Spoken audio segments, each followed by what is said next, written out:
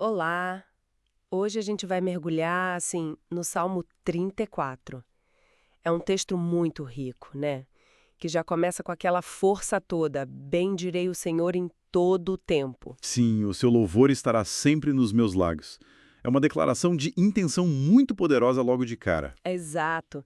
E ele vai fundo nessa ideia de louvar a Deus sempre, buscar Ele e como Ele responde. E também faz aquele contraste, né? Justos e ímpios. Isso mesmo, o salmo não fica só no louvor abstrato. Não mesmo.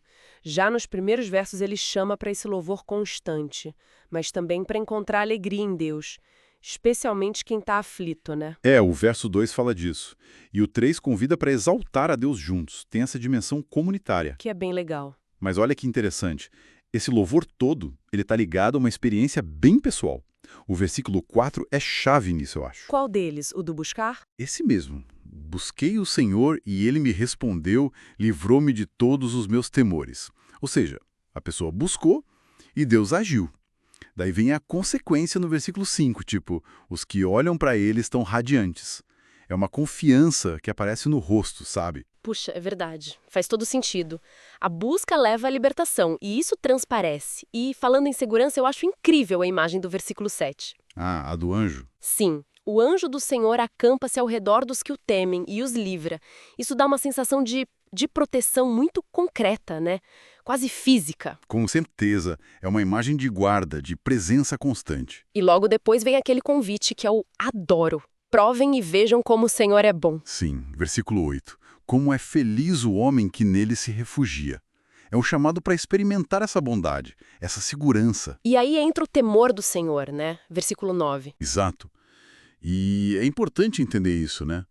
Não é medo de castigo, pavor, é mais uma reverência, um respeito profundo, uma confiança que leva à obediência. E o Salmo liga isso diretamente à provisão, o que é bem interessante. Muito, ele diz, pois nada faltam aos que o temem. E depois reforça no 10, os que buscam o Senhor de nada têm falta. E faz até um contraste, né?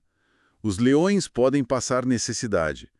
Quer dizer, a força bruta pode falhar, mas quem busca a Deus, nessa atitude de temor e confiança, encontra o que precisa. É uma perspectiva diferente de segurança e suficiência, bem forte.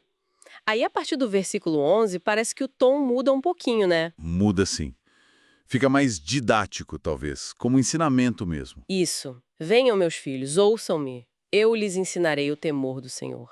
É quase um pai ou um mestre falando. Exatamente. E o que ele ensina?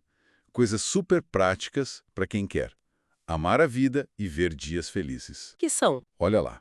Versículos 13 e 14. Guardar a língua do mal, não falar mentira, se afastar do que é ruim, fazer o bem. Buscar a paz e seguir a paz. Essa parte é muito ativa, né? Não é só evitar o mal, mas procurar ativamente o bem e a paz. Perfeito. Conecta totalmente aquela reverência a Deus, o temor, com a conduta do dia a dia. Não é só sentir, é agir. E como Deus reage a essa postura? O Salmo também fala disso. Fala e de forma bem clara. Versículos 15 e 16 mostram os dois lados da moeda. Os olhos de Deus nos justos. Isso. Os olhos do Senhor voltam-se para os justos e os seus ouvidos estão atentos ao seu clamor. Atenção total. Mas, Mas o rosto do Senhor volta-se contra os que praticam o mal. É uma distinção bem marcada na forma como Deus interage com cada um. e o resultado é que os justos clamam e o Senhor os livra. Mesmo com dificuldades, né? Porque o Salmo não nega o sofrimento. De jeito nenhum. O versículo 19 é muito realista. Muitas são as aflições do justo. Não promete uma vida sem problemas. Mas promete o quê, então? Promete a presença e o livramento de Deus nessas aflições. O versículo 18 é lindo. O Senhor está perto dos que têm o coração quebrantado e salva-os de espírito abatido. Ah, essa proximidade no sofrimento é muito consoladora. Com certeza. E a promessa de livramento é forte, é total. Chega a dizer que Deus protege todos os seus ossos, nenhum deles será quebrado. Essa imagem dos ossos é impactante. Mas como a gente entende isso hoje? Porque, na prática, pessoas justas sofrem acidentes, ficam doentes. É uma ótima pergunta. Talvez não seja literal sobre cada osso do corpo, né?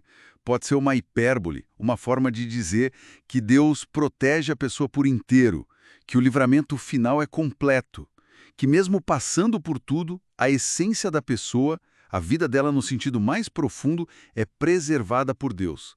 O foco é a redenção final, eu acho. Entendi. Preservação da vida, da relação com Deus apesar das tribulações. Faz sentido. E o Salmo fecha justamente reforçando esse contraste final. O destino diferente. Exato. O mal destrói o ímpio, eles mesmos se condenam de certa forma, mas, verso 22, o Senhor redime a vida dos seus servos. E a chave é: Ninguém que nele se refugia será condenado. O refúgio em Deus, essa é a garantia final. A confiança, a busca, o refúgio nele. então, resumindo, o Salmo 34 nos mostra tipo um ciclo, né? Buscar a Deus com reverência, viver de forma ética Mesmo enfrentando dificuldades. e confiar na resposta, no cuidado, no livramento e na redenção final que vem dele. É uma dinâmica de confiança e resposta contínua. Isso. E fica talvez uma reflexão para a gente, né? Pensando naquele versículo 14, busque a paz e siga. Como é que essa busca ativa pela paz, que nasce dessa confiança toda que o Salmo descreve, pode realmente moldar nosso jeito de agir, nossas reações e até como a gente encara as muitas aflições que certamente virão? Fica aí para pensar.